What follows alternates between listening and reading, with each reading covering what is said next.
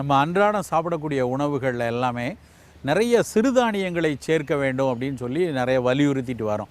சிறுதானியங்கள் அப்படின்னாலே நம்மெல்லாம் ரொம்ப நாள் யூஸ் பண்ணிட்டு வந்த கிட்டத்தட்ட 10,000 ஆண்டுகளாக பயன்படுத்தி வந்த தானியங்கள் தான். கடந்த 50 வருஷத்தில் தான் அதை நம்ம மறந்துருக்கிறோம். ஆங்கிலத்தில் மைனர் மில்லட் அப்படின்னு சொல்லக்கூடியது தான் இன்றைக்கு தமிழில் சிறுதானியங்கள்னு வச்சுருக்காங்க. இந்த சிறுதானியங்களை பற்றி நாம் எங்கே போய் பேச போனாலும் பல பேரும் இந்த சிறுதானியங்கள்னால் என்னங்கிறதையே நிறைய பேர் மறந்துட்டாங்க. குறிப்பாக பார்த்திங்கன்னா இளைய தலைமுறை குழந்தைகள் இவங்களுக்கெல்லாம் இந்த ராகி, தெனை, கம்பு, சோளம், குதிரைவாலி இப்படிலாம் பேசணும் அப்படின்னா இதெல்லாம் எங்கேயோ கேள்விப்பட்ட பொருளாக இருக்க, இது எப்படி இருக்கும் அப்படிங்கிறதே மறைஞ்சு போய் இருக்குது. இந்த சிறுதானியங்கள் எல்லா விஷயங்களையும் ஒவ்வொன்றாக நம்ம இன்றைக்கி பார்க்க ஆரம்பிக்கலாம். இதில் உதாரணத்துக்கு சோளம் எடுத்துக்கிட்டிங்கன்னு வச்சுக்கோங்களேன். இந்த சோளம்ங்கிறது இன்றைக்கி நிறைய பேர் நினைக்கிறது மக்காச்சோளத்தை தான் சோளம் அப்படின்னு நினைக்கிறாங்க. மக்காச்சோளம் சோளம் இல்லை, மக்காச்சோளம் வெளிநாட்டிலேருந்து இங்கே வந்தது. ஆனால் நம்ம ஊரில் இருந்த வெண்சோளம்னு சிறு சோளம்னு ஒன்று இருந்திருக்கு. இந்த சிறு சோளம் நம்ம அன்றாடம் இட்லி தோசை மாதிரி அன்றைக்கு முதல்ல சோளத்தை தான் பயன்படுத்துனாங்க. இந்த அரிசி அதிகமாக பயனுக்கு வருவதற்கு முன்னால் சோளம் தான் தினசரி அந்த சோளத்தில் தான் பணியாரம் பண்ணாங்க, சோளத்தில் தான் தோசை சுட்டாங்க, சோளத்தை தான் அவிச்சு இட்லி மாதிரிலாம் சாப்பிட்டாங்க.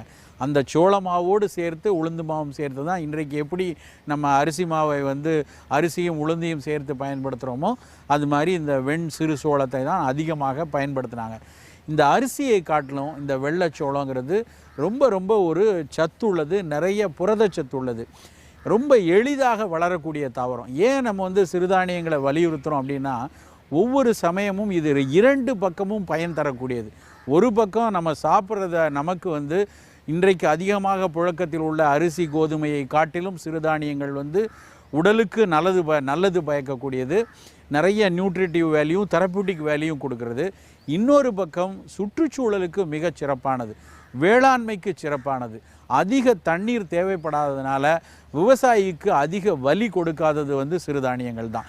அதனால தான் நாங்கள் திரும்ப திரும்ப இது நாட்டுக்கும் நல்லது, நம்ம வீட்டுக்கும் நல்லது, உடலுக்கும் நல்லதுங்கிறதுனால தான் மீண்டும் மீண்டும் சிறுதானியங்களை அன்றாட உணவில் எடுத்துகிட்டு வரோன்னு சொல்கிறோம்.